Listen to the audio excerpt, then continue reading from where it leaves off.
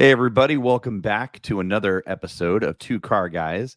We're back once again talking about Formula One Our and favorite Imola. subject. Our favorite subject. Formula One, baby. Let's Yeah. go. Um, So, I mean, what do we start with, John? We start with free practice, right? absolutely, man, because the race was kind of boring. Yeah, The yeah, yeah. race, race was a snooze fest, but free So practice was a ton of fun, and I will tell qualifying you was pretty the good. best part about this race, and we don't have to like jump on, everything about it right now, but the best part about this race were all the memes that came out after the race Yeah. about like about Max struggling in Oh free yeah. practice, Max struggling in practice, and then all of a sudden, pole and yeah. Yeah. Well, what did you So expect? I mean, I didn't expect that. I mean, he looked terrible in free practice. They put it together right there at the end. He did not look like he was comfortable in the car on that track. I mean, am I wrong? I think that they had a lot of problems with setup. They had a Yeah. lot of problems struggling to get the car to do what they wanted it to do. You could tell from him that he was frustrated. Yeah. And when Max Verstappen's frustrated, he's gonna let you know, and he did that. Yeah. Um, Yeah, he but had some pretty interesting radio messages, didn't he? yeah, yeah, absolutely. I think I'm with a lot of other people, right? That we saw what happened, in Miami. We were all really excited about, the potential in Italy. And I even said in the last podcast, right, that when McLaren puts the upgrades that are on Lando's car onto Piastri's car, that the two of them combined would be a force to be reckoned with, right? So we expected them to do well. We expected Ferrari to do well. And then I think when we saw Max having kind of a misstep in free practice, I think we were all collectively like, "Oh my god, this is going to be interesting. He's not going to check out. Like this will be a really interesting race, And so I don't know. It was almost kind of like, oh my god, it's going to be different, right? And then he R just put it all together. well, another thing too, the Ferraris look pretty good. They did, Coming out of the gate, FP1, I was like, "The Ferraris, wow, okay." They're yeah, putting something together. Maybe they'll be top contenders. And then McLaren, obviously, they come off of a race win. Obviously, Piastri had a retirement at the last race, so, yeah. but they were putting it together pretty good. But during free practice, the one that surprises us all is Sonoda. He So came in and threw the hammer down in 4th. I mean, he was top of the times and had beat Max's time, and then Max yeah, obviously came out and answered it. But to be doing that in an RB, man, that's wild. But that is their test track, so yes. give him So benefit of the doubt there, but so wow. 2 things that surprised me this weekend, right? The first one had to be Sonoda. And so I Yeah, think we're all in that stage where we want Danny Rick to do well. right. And, we always I don't know why. We all thought that he was just gonna come in and show Sonoda up. We kind of wrote off Sonoda going into the season, and Sonoda has been ahead of him pretty much every time except for the Consecutively. sprint race in Miami. Yep, consecutively. Yeah. And, I just don't know if he's not comfortable in the car or if he's not comfortable at all. But, this is the 3rd team we've said this. It's Right. like when he went and left and went to Alpine, it was like, okay, he's not comfortable in the car. And they started getting it together, right? When it Yeah. was Renault, I guess. And he started getting it together. And it's like, okay, they're looking good. And then he left. He was like, boom, I'm going to McLaren. And he never looked comfortable in that car. No, he never did, and I'll tell Yeah. you, he when I was in Miami, it felt like the Danny Rick of old, like, it felt like Yeah. Danny Rick, back when he was with Red Bull, right? Yeah. And I was getting kind of excited, I was like, "Oh, this is what we're gonna see," and then Right. he didn't have the same type of performance that he had in the race, but the other thing that surprised me this weekend, Haas, Yeah. Hulkenberg Hulkenberg. Yeah. He threw down a good lap too, threw man. it Like, down. wow. Yeah. Yeah, I was like, "You're not supposed to be that high up in a Haas." I mean, you're Yeah. not, you know? Hey, man, back of the bus, sir. You're supposed to be fighting the midfield, and you're up Right. toward the front. I mean, that Yeah. was crazy. It was crazy good, don't get me wrong, but it was definitely crazy because Yeah. I guess I really wasn't paying attention to him. And then all of a sudden he was up at the top and I was like, what? Yeah. Well, when he got out of, so even during qualifying though, when he broke out and into Q3, and I was just like, what is a Haas doing up there? Right. Everybody else was like, ooh, what is that? I mean, you're not wrong. It was Dude, just like, really weird to see the Haas being competitive, and I'm happy for them because it's the U.S. team, right? I'm happy for the team as a whole to see them doing well, but it was just kind of shocking to see it, and I just didn't expect it. But quali was good, I think that from the qualifying, we kind of had an idea of how everything was going to go. And I mean, honestly, you saw Ferrari go up to the top. Yep. And then McLaren go up to the top. And then I was like, all right, we're good. This is like, you saw Max struggling all weekend. He's going to struggle here. And then boom. There was somebody else that struggled this weekend too. Oh my God. Fernando Alonso, man. How many weeks? Was it 2 weeks between Miami and here? Yeah. He must have partied hard.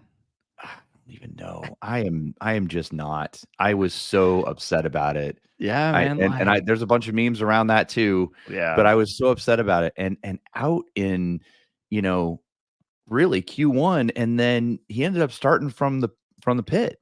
Yep. And Perez then just really never went anywhere. Yeah, Perez didn't look good either. Checo was having a rough weekend. He kept having to run off on that same spot. It was like, dude, what are you doing, man? That don't become a gravel truck. We don't need that. I mean, so I know the jokes are out there. I know the memes are out there, but they're so true, right? Yeah. The race started. I think we were all kind of excited to see kind of what was going to happen. You had some softs on some people in the front that thought they were going to get out and get an early safety car. We had Tarun come on the announcer, and he's like, 100% chance of a safety car in Imola. We've never had no safety car. And no safety car. They had talked about possible rain over the weekend. No rain. Well, they had rain when they got there. The pre-race show was a disaster. Right, but it wasn't raining during the race. Yeah, exactly. The like all the things that could go wrong didn't go wrong.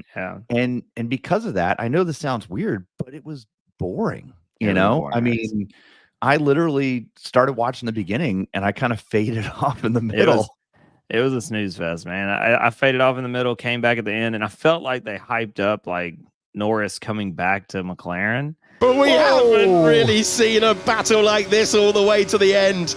Lando Norris, he told us he was pushing DC, and we saw that he's absolutely wringing the neck of that car. At the end, and I was like, yeah, I mean, okay, but he had like a 5-second lead on him. We're 10 laps to the end of the race. I'm like, what are we going to see here? We're 10 laps. I mean, he had a 5-second lead on him, but he was within 7/10 by the end. Verstappen is nearly there. He's nearly home. Lando Norris has chased him all the way to the flag. But right? Yeah, but and he was saying, if I had another lap, I probably could have caught him. Yeah, but also he has to pass Max. Well, and I'll tell you, he had a couple missteps trying to chase Max down, and I think that was it. Did you hear when they were interviewing him after the fact, and they were like, what did Zach say to you? And he said, Zach told me that if I shave my beard is worth 0.7 of a second. I could have beat him. Yes, man. Well, the funny part was she's like, hey, why don't you shave it for the next race and see how it goes? He goes, it took me 23 years to grow this. Nice. That's solid response from both ends. Yeah. So I don't know, man. It was just, I was getting really excited. I'm sure we all were, right? I was getting really excited, from lap, like, I don't even know what it was, like 50, early 50s, Well, and I was just waiting for him to catch him. I had went to a wedding the night before the race. Yeah. I got home at 2:30, woke up at 7:30 to watch the pre-race. And so you can imagine about the time I realized this was not going to be that much action, I took me a little nap. Right.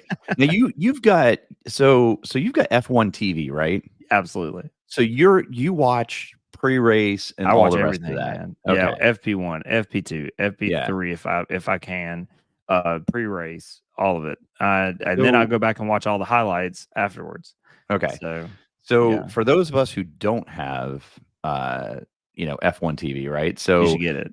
now they've got a F1 channel on Amazon, but it plays stuff after the fact, and it plays a lot of stuff. So I actually watched a race the other day that was actually pretty cool because it had Sebastian Vettel when he was like, I mean, he looked like a child, it would have been, and Hamilton when he was with Red Bull. It was when he was with Red Bull, and Hamilton was with McLaren, and he looked super young. And then they showed Fernando Alonso, and he looked exactly the same. Yeah. So speaking of Sebastian Vettel, did you see that he drove Senna's car this weekend, man? And you talking about a tribute, that was super cool, man. Yeah. So what a cool thing. What was interesting about that was there was a lot of focus around Senna this past weekend, and I thought that was super cool. Yeah. I didn't come into F1 knowing, I knew about Senna from just being a car person, right? But I never watched him growing up, and so when I started to watch those races, dude. Yeah, when I started to go back and watch the races and stuff, it's all really cool, man. It's battles, really cool. Dude. They put in work in them cars, man. Yeah. Oh man, the old cars and the sound and just everything, man. Like I wish I was into Formula One when I was a kid. Right. Because I grew up in Alabama. So you can imagine the only thing people talk about is NASCAR. And at the time, when I watched NASCAR, Earnhardt was alive. You know what I mean? Right. And I will tell you though, I mean, not a whole lot of fist fights in Formula One, but there was one in NASCAR this weekend. That was a pretty good one, man. It was pretty good. He come with the old Waymaker, man. Oh, that was crazy. That was crazy. But I mean, it's really like a different kind of environment, But all of that's come a lot different than it was when we were growing up. I mean, at least from what I know, you know what I mean? Like Jeff Gordon was real dominant when I was younger, and yeah, I mean Jeff Gordon was dominant, and then you had Dale Earnhardt and Earnhardt Jr. and Kyle Busch and a bunch of other people, and I don't know, it was a different. I was actually listening to a podcast on I guess it was Saturday, right? And they had a list, and he's like, all right, I'm gonna name the driver. You tell me the car. And he was like, Dale Earnhardt, and he's like, number 3 Intimidator. Number 3, right? Intimidator. And he's good like, ranch car. Exactly. And he's like going through each car, and they're just naming off, the sponsor and the number and everything. And he was saying that the sponsors don't stay constant today. Oh, it's not like constant. That. No. Yeah. So they can't tell you from week to week what the car looks like. So if you look at Formula One cars, it's kind of the same, because throughout the year you'll see a morph. Like for instance, look at Haas when it was the Rich Energy car, and it had no sponsors on it. Yeah, and then by the time we got into like 21, and Rich Energy was gone and all that, they had loaded that thing up. And McLaren, they have like 30x their amount of sponsors. And they got stickers on like the underside of the halo. I sold my windshield. I love Fig Newtons. You know what I mean? I mean, to be fair, right? There's probably a fair amount of retail space available on the Mercedes and the Aston for Lance Stroll and Russell. Just put a bunch of stuff on the bottom. That way, when they flip them over, you can have a whole new set of sponsorship. Whole new sponsors. That's it. I mean, what a mess. Speaking of that, did you watch that video I sent you where they were kind of going into literally all the wrecks that that Stroll has had? Yes. And he was being interviewed, and he was saying that about the super license shouldn't be there. Yeah, and he said that paid drivers shouldn't be there, that that you shouldn't be able to buy your way through the lower classes. I mean, what a hypocritical thing to say. I mean, he didn't buy his way through the lower classes. His daddy just bought him the whole team. That's what I'm saying. His dad bought him the whole team and gave him access to a racing simulator that the rest of the team didn't have access to. So I guess the real question, should we be mad at Stroll for doing what his daddy tells him to do? Or should we be mad at his dad for putting him in the Formula One seat and not putting anybody else there? I mean, to be fair, I think honestly that this is probably his last year. I think that the writing's on the wall. I think it's his last year. I think everybody has, kind of made it very clear. I mean, across the paddock. I don't think that I think when we get to silly season, we're about to see a lot of people move around. I mean, we're 4 years into, I think it's his last year, dude. Did you hear, and this might just be a rumor, but they said it during the race, that Carlos Sainz rejected the Audi offer? Yes, they yeah, that's what I've heard. 100%. He rejected the Audi offer. So where does he think he's going to go? I mean, Red Bull or Mercedes. That's his plan. That's what everybody's saying is going to be the move. We'll see. I don't know, man. Toto Wolff just made a statement. Was it yesterday, today, whatever it was, that that there's a lot of CVs, a lot of resumes floating around from Red Bull. Yeah. And Zach Brown confirmed it. Zach said, "Yeah, I'm getting them too. We're getting, resumes coming across our desk." Well, and I know there's probably a little bit of like culture issues there, but I'm telling you, I think they also believe that with Adrian Newey leaving and them building their own engine with Ford and the Honda motor going to Aston, and there's rumors that that Max could leave. I don't know, man. I don't know. I agree, though. I think that if they were planning to just, how do I word this? I think that if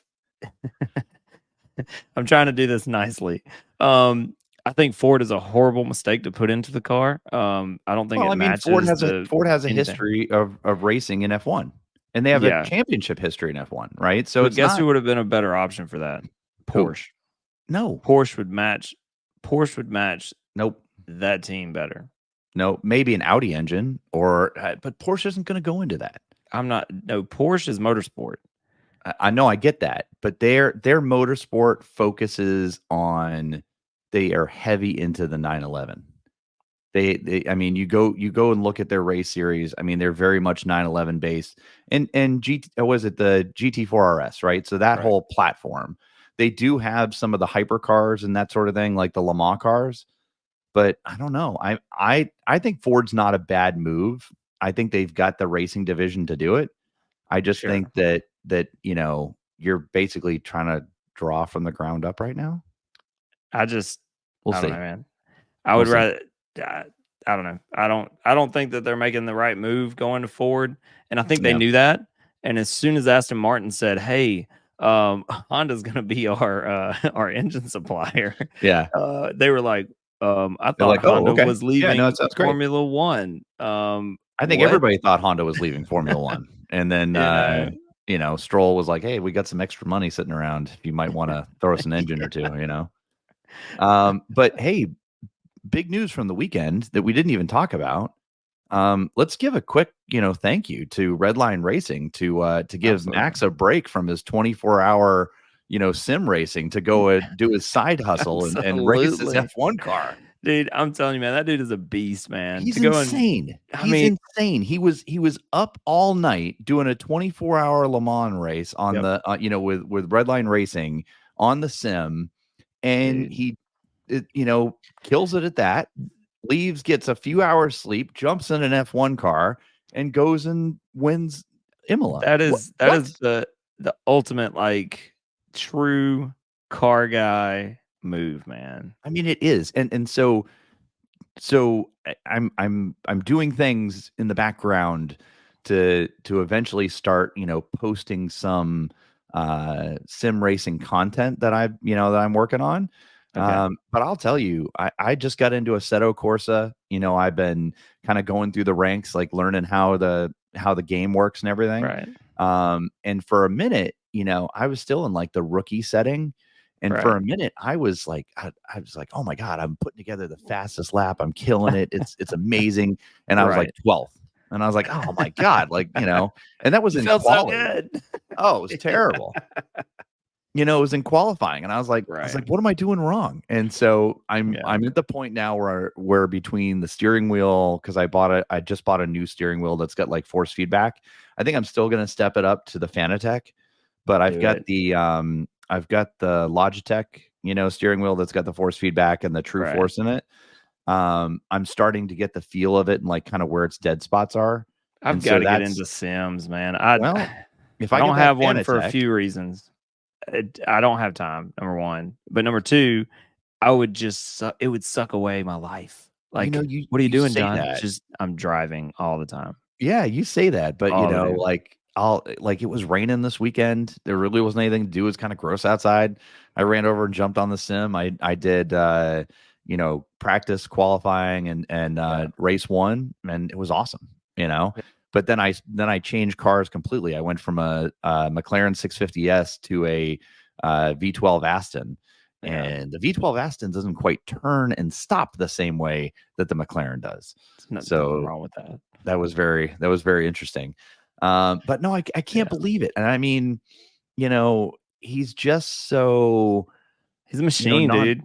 but he's nonchalant about it. Yep. He's just like, I did 24 hours last night, and I was like, oh, thanks for taking time away and coming to do your side hustle over here, Your side hustle Formula One. I mean, really, it's just, I need a side hustle like that, man. What's your side hustle? Oh, Formula One. Yeah. Yeah. I mean, something he does on the weekends, right? Yeah. Something he does on the weekend. Well, I don't know. There's a YouTuber, and I actually met him. He's a super nice guy. I'm sure everybody knows him. His name's Daniel Mack, and Daniel Mack actually got famous for doing what my dad was trying to get me to do when I was younger, which was essentially like go up to people's houses and go up to people's cars that had nice cars, and be like, "Hey, I love your car. What do you do for a living?" Right? Yeah. And I mean, it's an ingenious move, but most of us are just too reserved to do it. Yeah. And so there's one of his clips where he goes up to Lando, and Lando's sitting in the McLaren, and he's like, "Hey, I love your car. What do you do for a living?" And Lando's like, I'm a golfer and I drive cars on the weekend." Nice. And I was like, yeah, I mean, I feel like that's how Max is right now, right? Yeah. He's just so but all of them are like that. That generation though, Lando does the same stuff. And it was a team of 5 on the Red Line team. So I don't know who the 5 were. So I don't know if it was just Max and then like 4 of his buddies, or if it was like Max, Lando, and like 2 of the other drivers. I saw a clip of the people that were on there, and I didn't recognize anybody on there, but it reminds me of, no offense to those guys, man. I'm sure they're probably good drivers outside of, to be honest with you, they may be pro drivers from other series that I don't know, which is fine. I mean, but there's something about, like, have you ever watched like the movie Faster? It's about, so in the movie Faster, it's about Valentino Rossi and MotoGP in general, but it focuses a lot on Valley.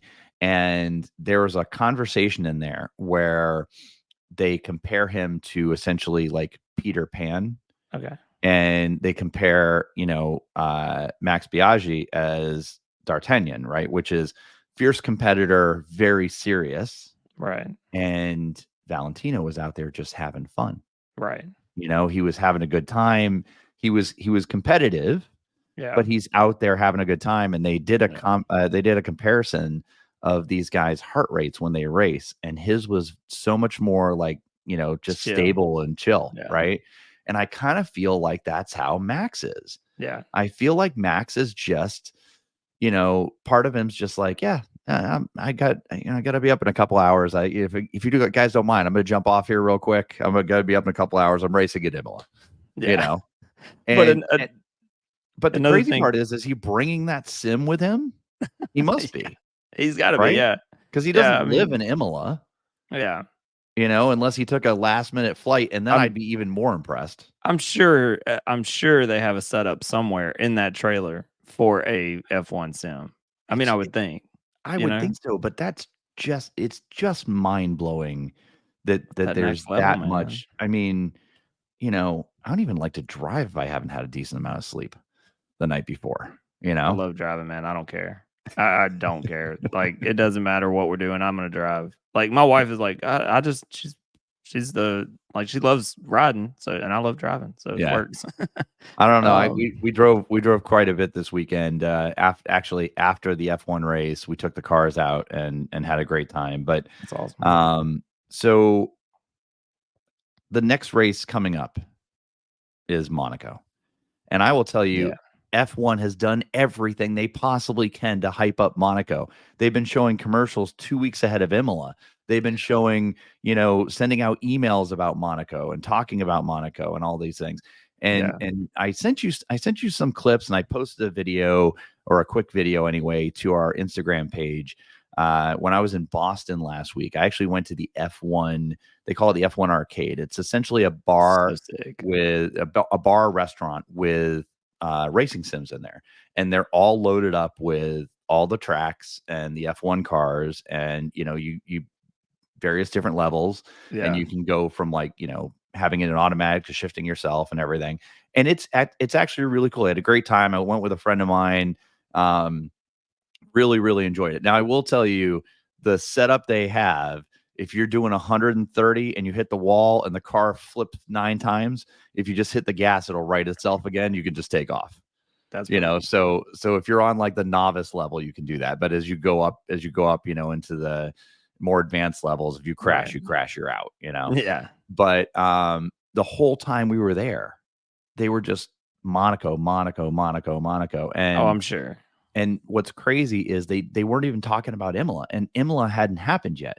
Yeah. And Imola was boring. Let's all be honest, right? It was not that great a race until the start was great, and then the very end was great, but the rest of it was just kind of a yawn fest, right? And then now we're about to go into Monaco. The best thing about going to Monaco is being in Monaco and being there for all the glitz and the glamour and everything that comes with Monaco.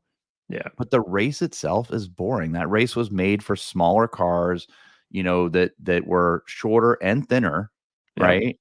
And now these guys go into the hairpin, and they take it at like 10 miles an hour, and they're stacked behind each other because you can't overtake. There's very few places to overtake on Monaco.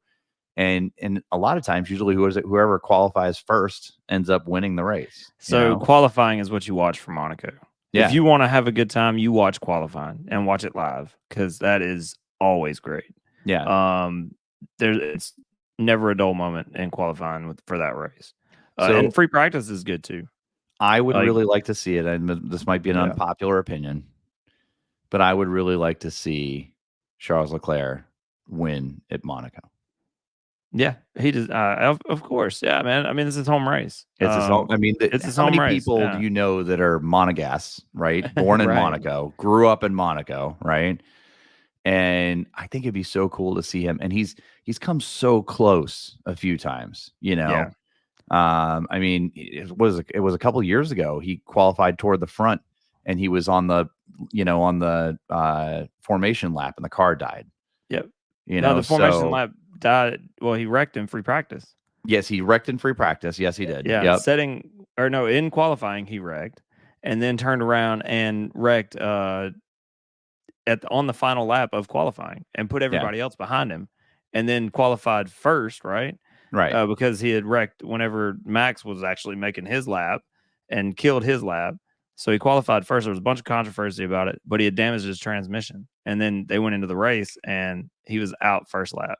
And it wasn't even first lap. He was out during the formation lap. So they went around, and he basically was, I mean, you could hear it in his voice. He was like, no, dude, that was heartbreaking, man. Yeah. That was wild. That was a good race, though. So, that was good. Really quick, and we'll wrap it up on this. Okay, this is the longest season in F1 history, by the way, right? More races than ever before. We're already, a few races in. We've just finished Imola. We're going into Monza. Yep. If you had, going into Monaco. If you had unlimited budget and could go to any race on the calendar, which one would it be? Me? Yeah, you. Well, that's tough. If it was only one race, I can only go to one. Because You if can I have only go to unlimited one. money, I'm going to all of them. Nope, But you can only go to one. it They has to said be. I don't know, man. Because Spa is my dream track, and I know Spa is like not great to visit. So because it rains every it time. rains every time. It's not gonna. But if you can get past that, Spa would be my probably like end all be all track. But Monaco, man. I mean, the party, all that's going to come with it. Unlimited money. I can have fun because you can't have fun if you're poor and try to make that trip. Not a whole lot of boat slips for like dinghies in there, right? You gotta have the yacht. Yeah, so and that's saying that we're balling out going out there. But I still want to do a bunch of US races. Like I've never been to a Formula One race. So for me, any race would be a positive. Yeah. So I don't care where we go. But Jessica's all about going with y'all to Mexico. So I'm down. I think it'd be a great idea. I think we also need to figure out a way to go to Vegas. I think that would be a really cool race. I think everybody. It was kind of kind of crazy last year as far as just everything that went into it. But it was, to give them credit, it was their first year. They were just figuring it out. But when you saw the race, it was very exciting to watch. It was very interesting to watch. There was just the landscape of it was pretty cool. Yeah. And it was a great race. I really enjoyed it. So I'd like to see that. So I've still got to go to Vegas to do the driving experience for the Z06. So we talked about that. Do that and go to the F1 race. If I can plan them all in the same time, that would be amazing. Yeah. Well, don't forget this year you need to go to SEMA too. So you're in trouble. You're gonna have to be in all Vegas stacked together too. It's like every one of them are stacked together. So I can only Vegas is like, SEMA's like 2 weeks. 2 weeks before. 2 weeks before. Or something like that. Yeah, before the race. Because when I was there for SEMA last year, or whatever, CES or whatever it's called. Yeah, when I was there for SEMA last year, they were in the process of setting everything up, and I was taking pictures like crazy because it was nuts. Yeah. So I am going to Vegas at some point. So if I can schedule it near that time, that would be solid. There you go. All right, guys. Well, thank you so much. So really quick, for those of you who haven't subscribed yet, please do. I noticed that a lot of you guys are watching videos and doing that, but the best way to support us is to click that link, click the bell, subscribe to the channel, and interact with us. Give us some feedback. If you've noticed anybody who's left us a note, we've always responded back to them. So we'd love to talk to you guys more. But again, hit that like and subscribe. Come back for more content in the future. We've got more stuff coming up. So we're really interested and really excited to talk with everybody. But from both of us here, thanks for joining, and we'll see you on the next one. Appreciate it, guys. And hit that button. We'll see y'all next time. Thanks.